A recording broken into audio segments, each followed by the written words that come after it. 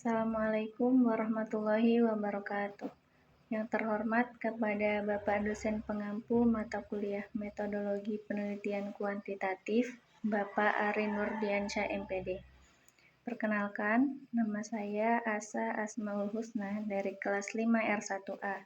Di sini saya akan menjelaskan mengenai hasil proposal penelitian saya yang berjudul Pengaruh Guru Fikih terhadap kemampuan psikomotorik dan rasa empati melalui pembelajaran berbasis aktivitas zakat fitrah kelas 10 di MA Rodatul Ulum Anyer.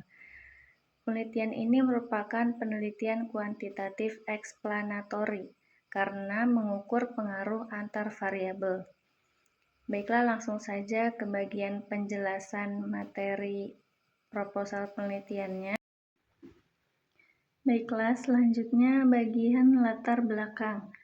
Kondisi idealnya dalam pendidikan Islam, proses pembelajaran fikih tidak hanya bertujuan menambah pemahaman kognitif peserta didik saja, tapi juga mengembangkan keterampilan psikomotorik serta rasa empati. Sebagai nilai akhlak sosial, pembelajaran fikih harus mampu membimbing siswa untuk mempraktikkan ibadah secara benar, menumbuhkan kepekaan sosial dan empati, menghadirkan peran guru sebagai fasilitator, dan menggunakan model pembelajaran berbasis aktivitas. Kondisi faktualnya, dari hasil observasi awal dan wawancara pendahuluan dengan guru fikih di MA Rodatul Ulum Anyer menunjukkan bahwa yang pertama, kemampuan psikomotorik siswa dalam praktik zakat fitrah belum optimal. Yang kedua, rasa empati siswa masih rendah. Yang ketiga, pembelajaran fikih masih didominasi dengan metode ceramah. Yang keempat, peran guru dalam memfasilitasi kegiatan zakat fitrah sudah ada, namun belum diarahkan sebagai strategi pembelajaran yang terukur. Yang kelima, sebagian siswa menganggap zakat fitrah sebagai kewajiban tahunan, tanpa pemahaman mendalam mengenai nilai-nilai sosial dan kemanusiaan. Kondisi ini menunjukkan adanya kesenjangan antara harapan dan realitas pembelajaran di lapangan. Lalu urgensi dan solusinya urgensi yang pertama yaitu pembelajaran fikih yang tidak menyentuh ranah psikomotorik dan empati akan menghasilkan pemahaman yang kering dan hanya bersifat teoritis. Urgensi yang kedua, kemampuan psikomotorik merupakan tujuan utama dalam pendidikan ibadah, sehingga harus benar-benar dipraktikkan. Urgensi yang ketiga, rasa empati adalah nilai karakter inti dalam Islam yang harus dibentuk melalui pengalaman langsung, bukan hanya teori. Urgensi yang keempat, guru memiliki peran strategis dalam membentuk pola, metode, dan pengalaman belajar yang mempengaruhi perkembangan siswa. Solusinya ada dua. Yang pertama, dengan menguji pengaruh guru fikih dalam pembelajaran berbasis aktivitas zakat fitrah untuk mengetahui apakah strategi ini efektif dalam meningkatkan kemampuan psikomotorik dan empati siswa. Solusi yang kedua, memberikan model pembelajaran alternatif berbasis aktivitas zakat fitrah yang dapat diterapkan secara berkelanjutan. Literatur review dari penelitian ini ada 3. Yang pertama dari Suryadi dan Idrus dalam jurnal Tadris. Jurnal Pendidikan Islam menjelaskan bahwa peran guru sangat menentukan keberhasilan proses pembelajaran, terutama dalam membentuk karakter dan kemampuan siswa. Yang kedua dari Rahmawati dalam jurnal Sosial Humaniora menunjukkan bahwa kegiatan zakat fitrah di sekolah mampu meningkatkan rasa peduli sosial dan empati siswa, terutama ketika siswa terlibat dalam proses pengumpulan, pengemasan, dan penyaluran zakat kepada mustahik. Yang ketiga dari Saputra dan Wahyuni dalam jurnal Pendidikan Karakter menjelaskan bahwa guru memiliki pengaruh langsung dalam membentuk empati siswa melalui modeling, pembiasaan, dan pembelajaran berbasis nilai. Gap riset dari penelitian ini ada 4. Yang pertama, belum ada penelitian yang secara khusus menguji pengaruh guru fikih terhadap 2 variabel sekaligus, yaitu psikomotorik dan rasa empati. Yang kedua, penelitian sebelumnya lebih banyak berfokus pada pembelajaran teori zakat, bukan aktivitas zakat fitrah sebagai model pembelajaran berbasis pengalaman. Yang ketiga, belum ada penelitian di MA Rodatul Ulum Anyar ini. Yang keempat, belum ada penelitian yang menggunakan pendekatan kuantitatif eksplanatori untuk mengukur hubungan pengaruh guru. Selanjutnya ada rumusan masalah dan tujuan. Salah satu rumusan masalah di sini yaitu bagaimana peran guru fikih dalam pembelajaran berbasis aktivitas zakat fitrah kepada siswa kelas 10 di MA Rodatul Ulum Anyar. Tujuannya untuk mengetahui peran guru fikih dalam pembelajaran berbasis aktivitas zakat fitrah pada siswa kelas 10 MA Rodatul Ulum Anyar. Selanjutnya variabel. Variabel di sini ada 3. Yang pertama variabel independen, yaitu peran guru fikih. Peran guru fikih adalah seluruh bentuk tindakan, strategi, bimbingan, metode, dan keteladanan guru dalam mengajarkan materi zakat fitrah, serta memfasilitasi praktiknya dalam pembelajaran berbasis aktivitas. Yang kedua, variabel dependen. Variabel dependen di sini ada 2. Yang pertama, kemampuan psikomotorik, yaitu kemampuan siswa untuk melakukan praktik zakat fitrah seperti menghitung zakat, mengukur takaran, mengemas beras, menyerahkannya kepada mustahik, dan mengelola tepat zakat. Variabel dependen yang kedua yaitu rasa empati siswa. Variabel yang ketiga yaitu kontekstual atau intervensi pembelajaran. Sebagai konteks pembelajaran yang memperkuat hubungan X dan Y. Pembelajaran aktivitas zakat fitrah memperkuat hubungan X dan Y karena siswa terlibat langsung dalam pengalaman secara nyata. Selanjutnya, hipotesis. Menurut Sugiono, hipotesis adalah jawaban sementara terhadap rumusan masalah yang kebenarannya masih harus diuji secara empiris menggunakan data dan analisis statistik. Hipotesis dalam penelitian ini ada 3. Yang pertama, hipotesis asosiatif kausal. Yang kedua, hipotesis statistik. Dan yang ketiga, hipotesis alternatif dan hipotesis nol. Rumus dalam hipotesis penelitian ini ada 3. Yang pertama, rumus uji regresi linear sederhana digunakan untuk hipotesis 1 dan 2. Rumus yang kedua, uji T atau parsial digunakan untuk mengetahui pengaruh X terhadap masing-masing Y. Rumus yang ketiga, uji F atau simultan. Selanjutnya, populasi. Menurut Sugiono, populasi adalah wilayah generalisasi yang terdiri atas objek atau subjek yang mempunyai kualitas dan karakteristik tertentu yang ditetapkan oleh peneliti untuk dipelajari dan kemudian ditarik kesimpulannya. Populasi dalam penelitian ini adalah seluruh siswa kelas 10 MA Rodatul Ulum Anyar yang mengikuti pembelajaran fikih pada materi zakat fitrah, yaitu sebanyak 120 siswa. Karena siswa kelas 10 merupakan peserta didik yang baru memasuki jenjang madrasah aliyah, sehingga pembentukan kemampuan psikomotorik dan empati masih sangat relevan dan berkembang. Selanjutnya, sampel. Menurut Ari Kunto menyatakan bahwa apabila jumlah populasi kurang dari 100 orang, maka lebih baik seluruh populasi dijadikan subjek penelitian.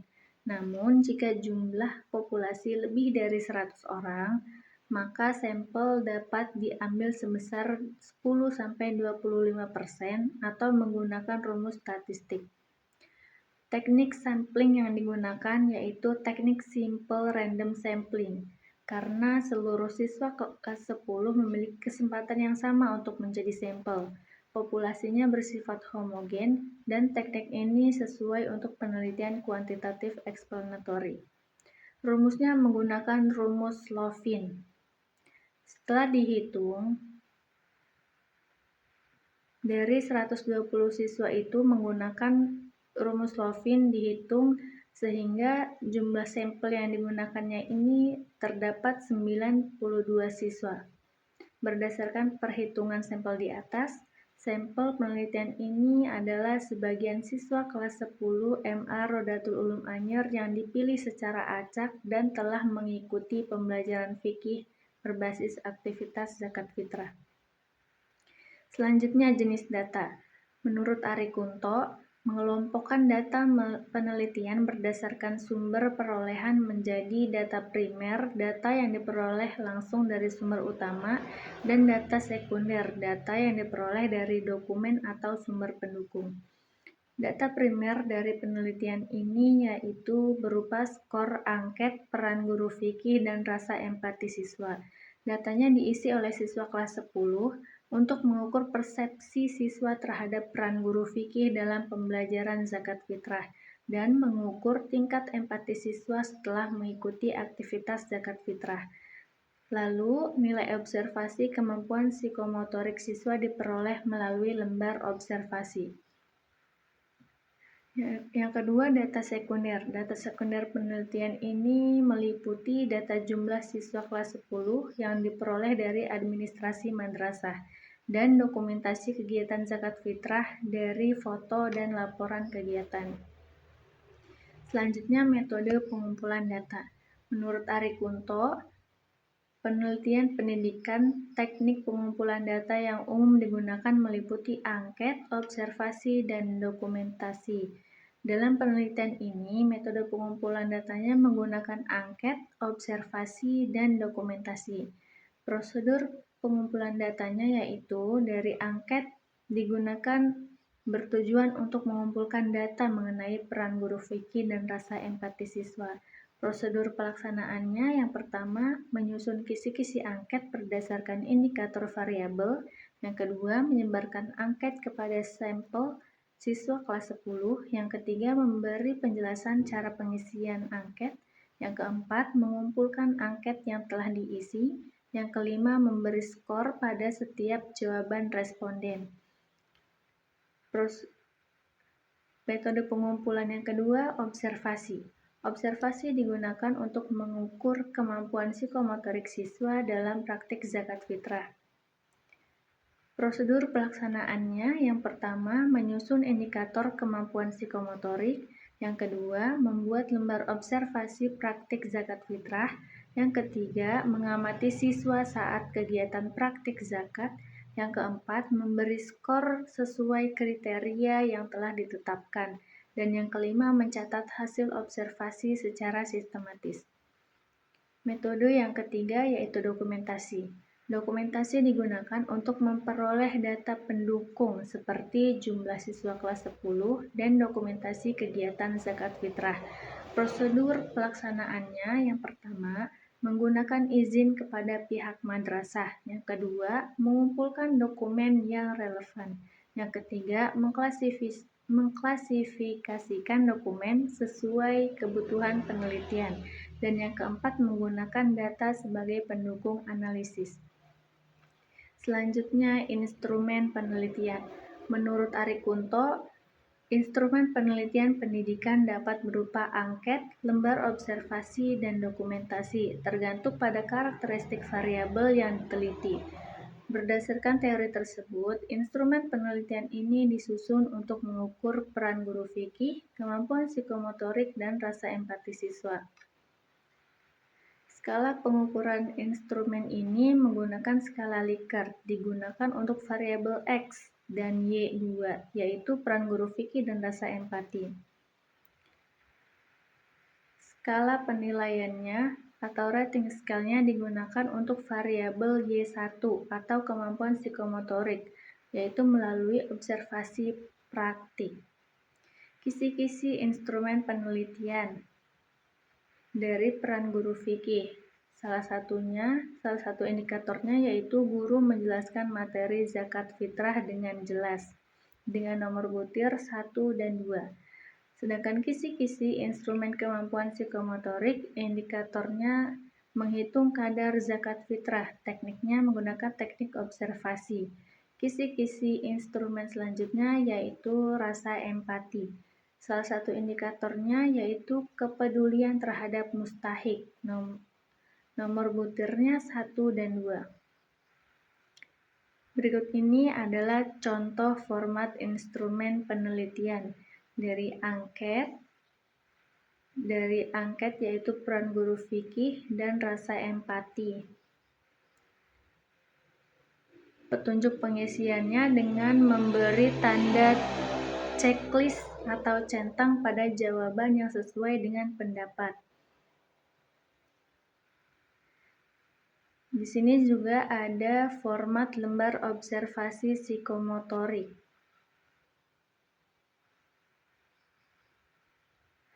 Nah, selanjutnya metode keabsahan data.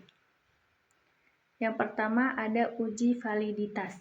Menurut Ari Kunto, uji validitas digunakan untuk mengetahui apakah butir instrumen layak digunakan sebagai alat pengumpul data. Penelitian ini menggunakan uji validitas empiris karena datanya berbentuk skor angket atau skala Likert dan digunakan untuk mengetahui hubungan antar skor butir dan skor total.